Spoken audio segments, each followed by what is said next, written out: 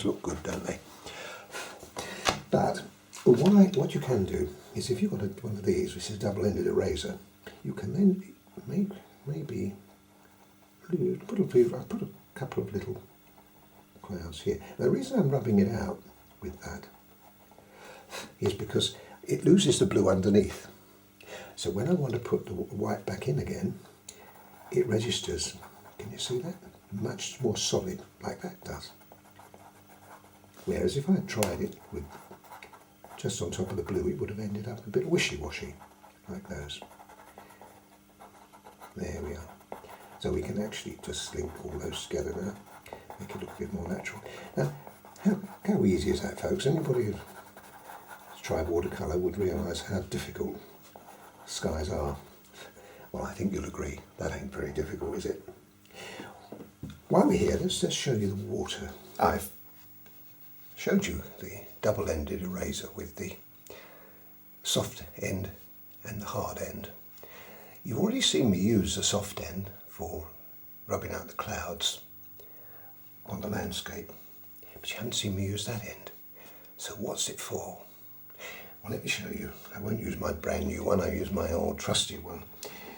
When you get an area that is dodgy and you've used black and other colours on, an area like that can be difficult to erase. If you try to erase it with a softer one, it ends up to be smudgy.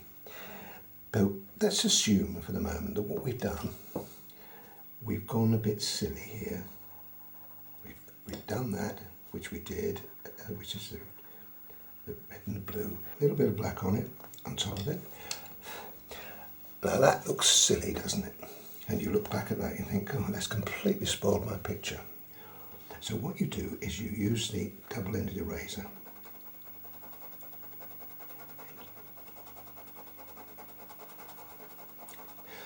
Now that's magic. As I said, if you tried using this, it would end up to be, well, terrible.